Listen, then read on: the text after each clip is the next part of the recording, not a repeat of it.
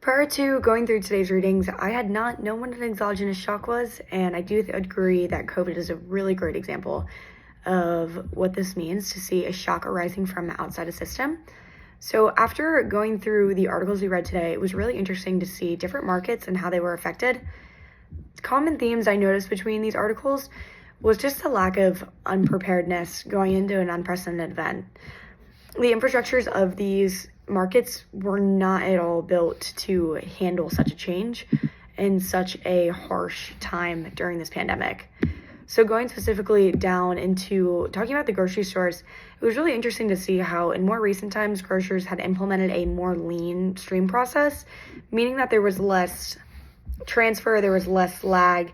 What this looked like is that grocery stores did not have as much distribution centers. It was direct from the manufacturer to the grocer, as opposed to historically going from the manufacturer to their warehouse, to the other warehouse, and so on.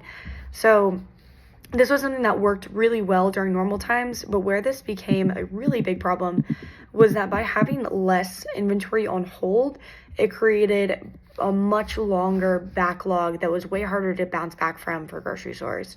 So I know personally for myself, going back to that time, I remember seeing shelves that were bare. I remember specifically toilet paper was the hot topic of COVID. And I remember there became a time where toilet paper would hit the shelves and it was gone within hours. And even so, when there became a little bit more consistency in the stock of toilet paper, there was a limit on how many customers were allowed to take. So that was just a really interesting thing to see implemented and it makes sense as to why this approach occurred the way that it did with the infrastructure. So also going into the food market, it was interesting to read about the strawberries. There was a lot of inconsistency in the demand for strawberries, as it said historically.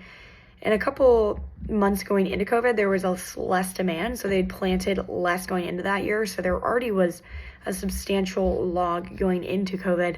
But I found the quote from the article specifically really interesting that says, "Those acres won't yield berries until next spring. The world will change 3 times over between now and then."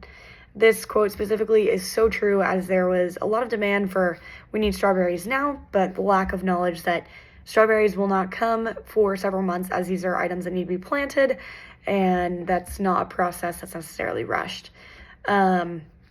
I know when the demand was implemented from the article, it did say that there was so many excess vegetables and fruits that were discarded, some of which were plowed over, and then others were thrown into ditches.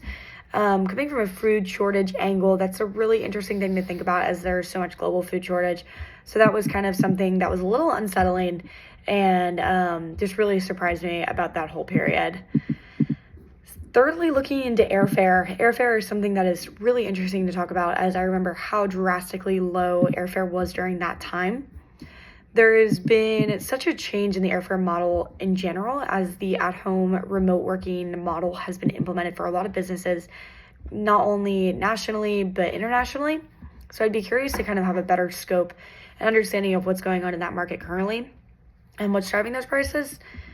But there was also a lot of change during COVID specifically for leisure travel, as travelers were not able to go on vacation, as that was not necessary travel.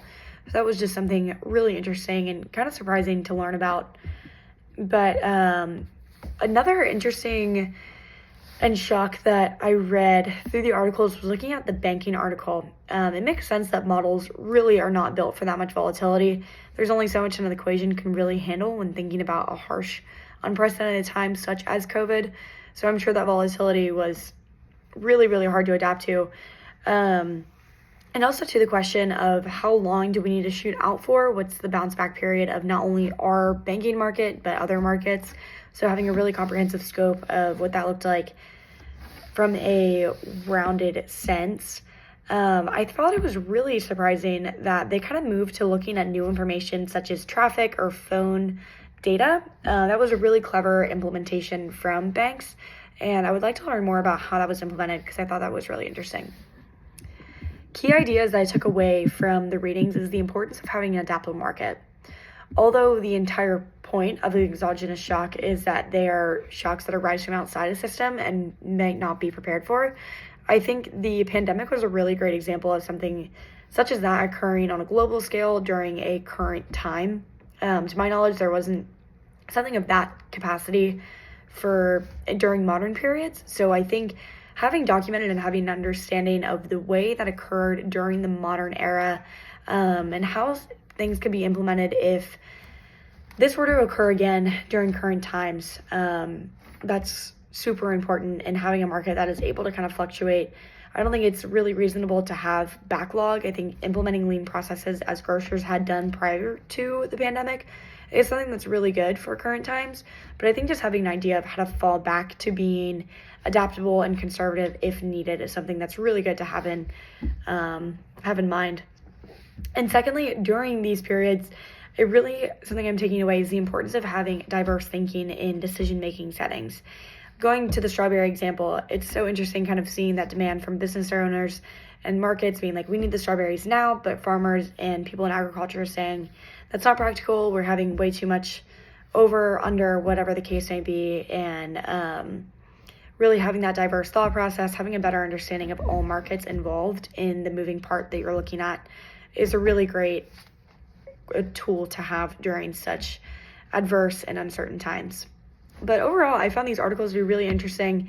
It was kind of a great pullback to the past of something I hadn't thought about in a long time, which is surprising, being it really wasn't that long ago. But I'm grateful that we have moved past COVID in a lot of senses. And yeah, I'm curious to see what other information is released.